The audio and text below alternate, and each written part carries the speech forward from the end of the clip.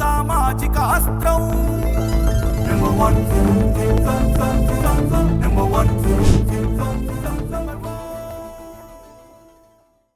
Welcome to number 1 news. This is Shravani.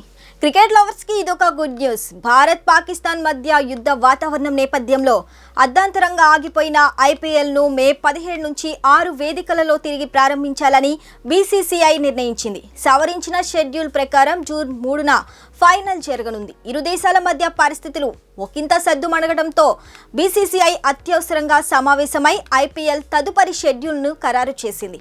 మిగిలిన 17 మ్యాచ్ల కోసం దేశంలో 6 వేదికలను ఖరారు చేసింది. ఇందులో జైపూర్, ముంబై, బెంగళూరు, లక్నో, అహ్మదాబాద్, ఢిల్లీ ఉన్నాయి. ఈ లీగ్ మ్యాచ్ల్లో ఒకటి కూడా ఉప్పల్, విశాఖ స్టేడియాల్లో నిర్వహించకపోవటం తెలుగు రాష్ట్రాల అభిమానులకు నిరాశ కలిగించే విషయం. పాక్తో ఉద్రిక్తల నడుమ దక్షిణాది రాష్ట్రాలకే బీసీసీఐ మొగ్గు చూపుతుందని భావించినా బెంగళూరు తప్ప మిగతా వేదికలకు చోటు కల్పించలేదు.